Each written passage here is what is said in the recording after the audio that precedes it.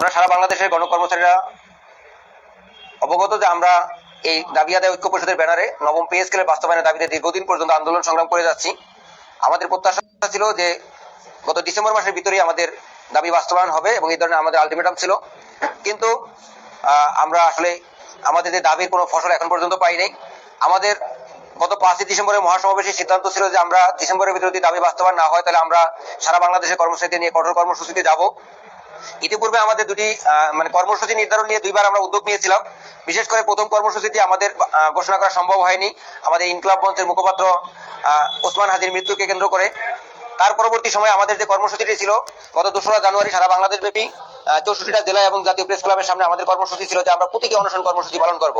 কিন্তু অতি দুর্ভাগ্য বিষয় যে আমাদের তৎকালীন প্রধানমন্ত্রী বেগম খালেদা জিয়া মৃত্যুবরণ করে রাষ্ট্রীয়ভাবে শোক কর্মসূচি ছিল এবং ওই শোকের প্রতি সম্মান জানিয়ে আমাদের জোটের সিদ্ধান্ত ক্রমে আমাদের সেই 2 তারিখের কর্মসূচিটি স্থগিত করা হয়েছিল এবং সেই স্থগিত কর্মসূচিটি আজকে আলোচনা ক্রমে আবার পুনর্নির্ধারণ করা হলো।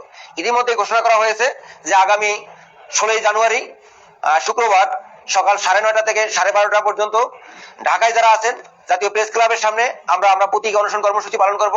একই সাথে সারা বাংলাদেশের যে 64টা জেলা আছে, জেলা পর্যায়ে যে নেতৃবৃন্দ আছেন তারা নিজেরা আলোচনা করে জেলা পর্যায়ে যে প্রেস ক্লাব আছেন সেই প্রেস ক্লাবের সামনে সকল দপ্তর নেতৃবৃন্দ একত্রিত হয়ে প্রতীকী অনশন কর্মসূচি পালন করবেন। আমাদের দাবি সরকার যেন অস্থির পে স্কেলের গেজেট জারি করেন এবং জানুয়ারি মাসের 1 তারিখ থেকে নবম পে স্কেলের গেজেট বাস্তবায়ন করেন। আমরা এই গেজেট বাস্তবায়নের দাবিতে আমরা 9 তারিখে সুশৃঙ্খল ভাবে এবং সুন্দর পরিবেশে আমাদের এই প্রতীকী অনশন কর্মসূচি পালন করব।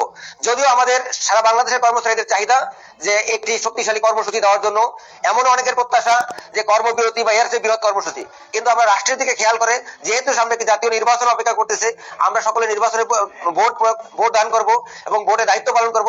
এই সকল বিষয়াদি চিন্তা করে আমরা সুশৃঙ্খল কর্মসূচির মাধ্যমে সরকারকে জানাতে চাচ্ছি যে প্রজাতন্ত্রের কর্মচারীরা সুশৃঙ্খল কর্মসূচির মাধ্যমে তারা তাদের দাবি বাস্তবায়নের জন্য আন্দোলন অব্যাহত রাখবে। আমরা আজকের এই কর্মসূচির মাধ্যমে যেটা আমাদের মুখ্য সমন্বয়ক বলেছেন যে 12টি জাতীয় ভিত্তিক সংগঠন এবং তার সাথে আমাদের প্রায় 200 বেসিক সংগঠন আছেন যারা এই জোটের অন্তর্ভুক্ত। সকল সংগঠন আগামী 16 তারিখে এই কর্মসূচি পালন করবে এই আশাবাদ ব্যক্ত করে এবং আমরা সরকার থেকে পে স্কেলের যে আমাদের দীর্ঘদিনের যে দাবি পে স্কেলের সুনির্দিষ্ট কোনো গাইডলাইন আমরা পাবো এই প্রত্যাশা ব্যক্ত করে এবং আবারও সকল নেতৃবৃন্দকে আহ্বান জানাচ্ছি আগামী 16 জানুয়ারি সকাল 9টা থেকে 12:30 পর্যন্ত ঢাকায় যারা আছেন জাতীয় প্রেস ক্লাবের সামনে এবং ঢাকার বাইরে যারা আছেন তারা স্ব জেলা পর্যায়ে জেলার প্রেস ক্লাবের সামনে প্রতীকী অনশন কর্মসূচি পালন করবেন। সেক্ষেত্রে যদি ওই কর্মসূচি থেকেও যদি আমাদের কোনো সিদ্ধান্ত আমরা না পাই তখন জোট নেতৃবৃন্দ পরবর্তী কর্মসূচি ঘোষণা দিয়ে যাবেন এই আশাবাদ ব্যক্ত করে এবং আমি জাতীয় নেতৃবৃন্দের প্রতি ধন্যবাদ এবং কৃতজ্ঞতা জ্ঞাপন জানিয়ে শেষ করছি। আসসালামু আলাইকুম।